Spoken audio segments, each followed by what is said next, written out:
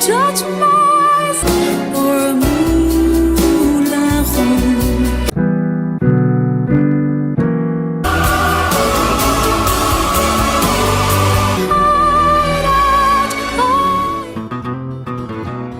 Yes, so Hairless here.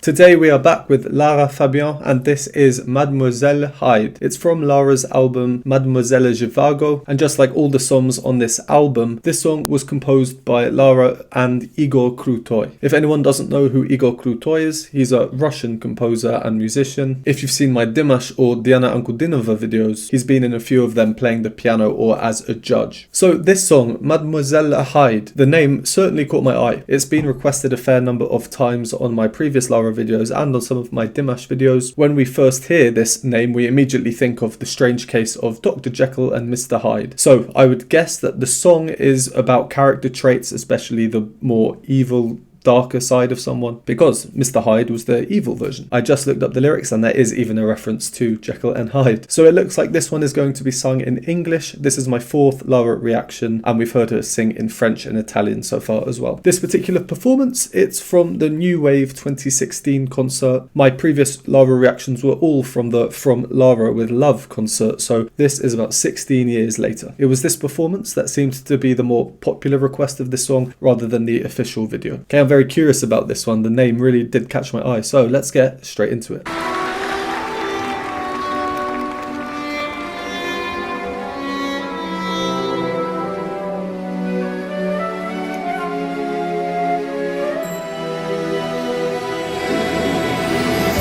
Share my faults if you will, and guide me through. I am the kind of mind who's torn in two. Dr. Jekyll or Hyde, which one just choose? No, I can be from hell or a moulin rouge. I'll be yours, and when you'll have me, you'll be cursed, because you love me. I've rehearsed every word of the sea. Don't approach me, don't touch my skin, I'll burn you alive. I've regretted though I hide it. I am Mademoiselle Hyde. I swear I always try to stop the game. When it's goodness I play, I get checkmate. When I am just about to beat the beast, it's half the nature I fight that I release. I like this song. There's a lot of contrast in it, different sections. Musically, it's very, very nice. We've got some really nice harmonic movements going on. Yeah, I like it a lot. What a pleasant surprise. All right, so we're 2 minutes in, about halfway through. Let's go over the analysis of the first half. If you don't want to hear my analysis or my thoughts, you can skip by going to the timestamp here. Right, well, straight back to the beginning. The opening chord sequence, very nice.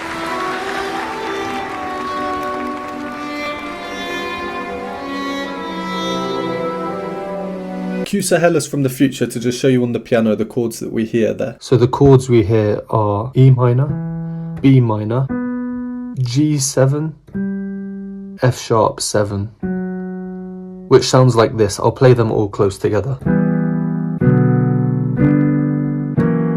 The last chord though is peculiar because in the oboe we hear this, and then immediately afterwards, down the octave, we hear.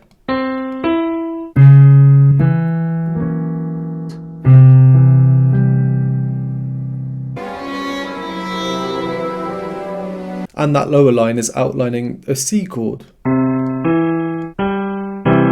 It's making me think, well, which is it? Which chord is it? It's strange. And how fitting as well to think, which is it? The strange case of Dr. Jekyll or Mr. Hyde? Then the flute takes over, higher in register, more innocent seeming. Before she starts singing, we get this smile from her. Considering the subject matter of the song, it's very beguiling. And we even hear like a sparkle sound effect, like you get in cartoons when someone has a smile and it's their teeth glistening. And then as she's about to sing, she does this hand gesture. Share my thoughts if you will. And we can't quite see her thumb, but it almost looks like she's doing that. It just reminded me a lot of Je suis malade. So her vocal entry, we can tell it's a modern song. It's from 2010, I believe. We change from a more orchestral sound using more orchestral instruments to what I kind of think of as like film music, like a film soundtrack when she comes in with her vocals. Share my thoughts if you will, and guide. Accented chords in the piano and the strings, a modern beat, quite James Bond-esque almost. The woodwind are no longer playing, which creates more of this suspenseful feel. The song, it's just got very nice chord progressions. I really like it a lot, especially this bit. I am the kind of mind who's torn in two. And when she sings Torn in Two, that's when we see the violins now come in with their independent melody. So we now have the accompanying accented chords that are driving the melody and the counter melody in this new violin part that are providing some additional rhythms and some textural variety. Torn in two. Dr. Jekyll Hyde, which one? Just choose. And then the line to end that verse, I can be from hell or Moulin Rouge. No, I can be from hell or Moulin Rouge. That's an interesting opposite to hell, the Moulin Rouge. Not the first thing I'd think of as a counter to hell. And by the way, in case anyone doesn't know, this is Igor Krutoy, who helped write the song. Just after that though, the music changes quite significantly. The standout note for the next bit is being this F sharp. I'll be yours, and when you'll have me, you'll be cursed because you love me. The F sharp refuses to move for the whole verse, it is static. In fairness, there's not much harmonic movement going on at this point. I've rehearsed every word of the sea.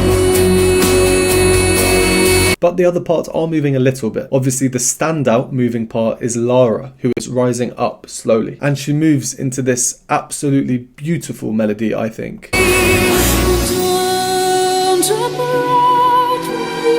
Before we talk about the melody itself, the instrumentation has again completely changed to contrast what we were just hearing. This represents what she's saying. She's gone from saying I'll be yours to now saying don't approach me. They're doing everything they can to emphasize this change in mentality. Jekyll versus Hyde. Alright, now onto the melody itself. Why I love it so much is because of how it works with the harmonic movement underneath. Don't approach me, don't touch my skin.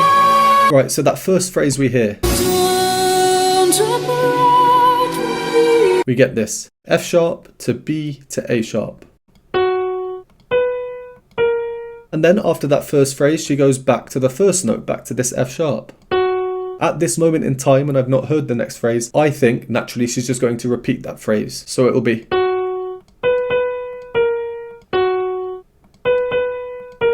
But due to the harmonic shift that we hear at this point, Don't approach me, don't touch my skin. she rises up to here. So that second phrase, that rising interval, that is a minor sixth. I sometimes say in my videos that my favourite interval is a sixth. And in this musical context, it is the minor version, the sadder version. So the second phrase, the words, don't touch my skin. Don't touch my skin. Again, because I hadn't heard what happens, I was expecting her to go, don't touch my skin. And then maybe back down. This octave jump, leading into a climax. 3 phrases seemed like a natural thing to do. That's naturally how I might have expected the music to go. But because of the music underneath, she is now allowed to just slowly fall. sliding progressively down in couplets. So 1, then down, then break, then 1, then down, break. This slow move down is the opposite to what we heard earlier when we had that static note. And Lara's part was the main part moving, and she was moving up. She's now coming back down. So what happens in the music underneath at this point to allow her to just slide down progressively? What we hear in the bass part, Don't touch my skin, oh, we heard 6 notes there, and those notes were going around this, and this is what's called the circle of fifths. We don't need to know why it looks the way it does, but each note is 5 notes above the next one. So what we just heard in the bass line was this E, A, D, G, which sounds like this. If we were to move down 5 notes each time, then it would be E, A, D, G.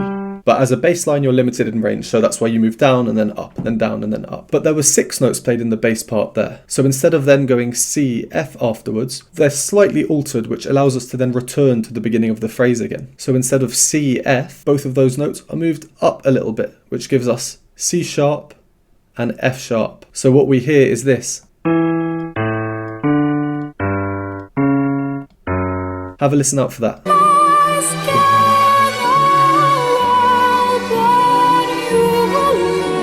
So this use of the circle of fifths there allows Lara to just slide down in her melody. The circle of fifths is a really powerful tool in music, and it's very, very catchy, really distinguishable when you hear it. And the addition of the violins, they're like this anguished cry.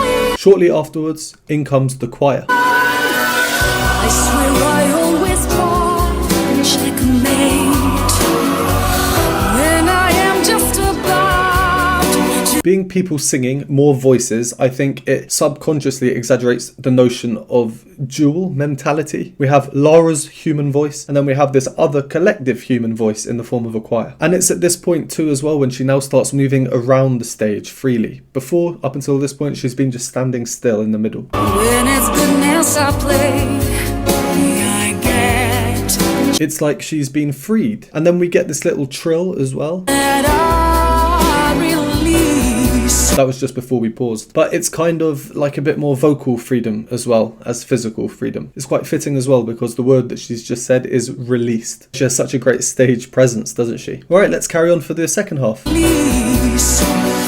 Hold me tight, and maybe this time I'll escape the dark cave outside. If you dare, I'm ready to surrender. Now approach me now, touch my skin, I will keep you alive. I regret it, though I hate it. And give Mademoiselle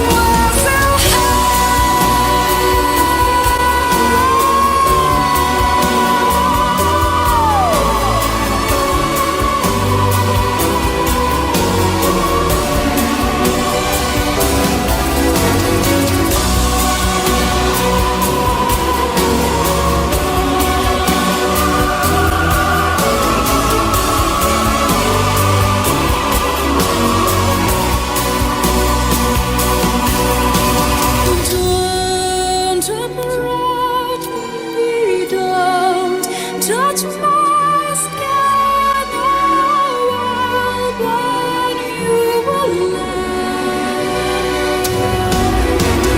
You've approached me, you've touched my skin, now you let me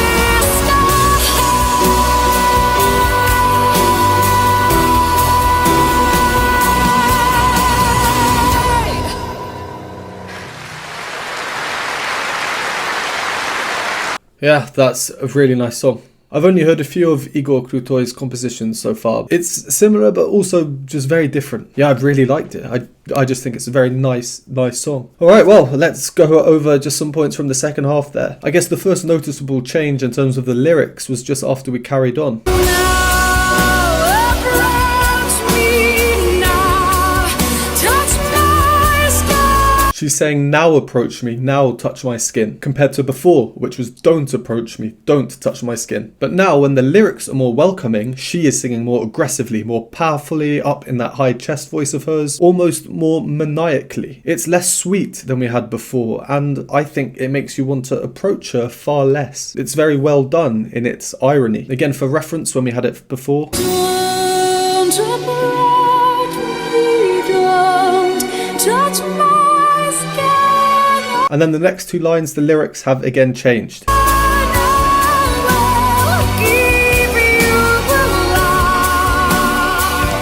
Sorry, the next one line. That line has now changed from I will burn you alive to I will keep you alive. It sounds like it's a lose-lose situation for the listener, for the recipient of this song. Either way, if you go for the sweeter Lara from earlier, you'll be burned alive. If you go for this more manic Lara, you cannot escape. She just does such a good job as well of looking manic. And we saw that in Je suis malade when she was just portraying someone mentally unwell. So in a couple of my previous Lara reactions, I've mentioned her rocking motion when she like does this. But here, it's slightly different.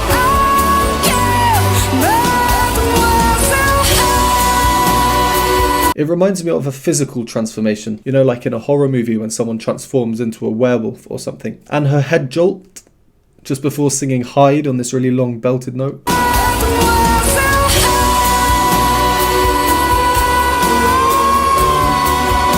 And then after that long note, we get, again, this really manic look straight into the camera.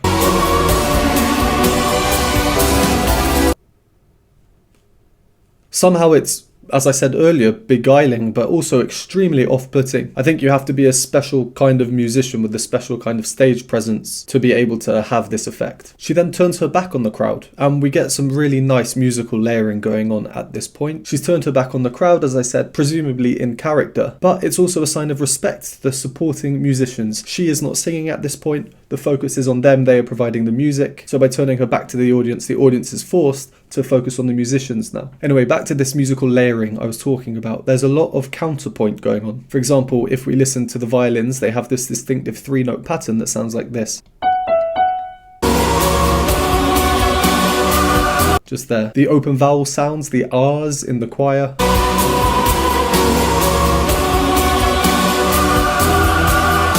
And the accentuated equal rhythm chords in the piano and the other parts. And then the final verse, we get the musically sweeter part again, don't approach me. Don't approach me, don't touch my. And then that goes straight into the musically richer and rawer, you've approached me, she says this time. And then she ends on, now you are Mr. Hyde.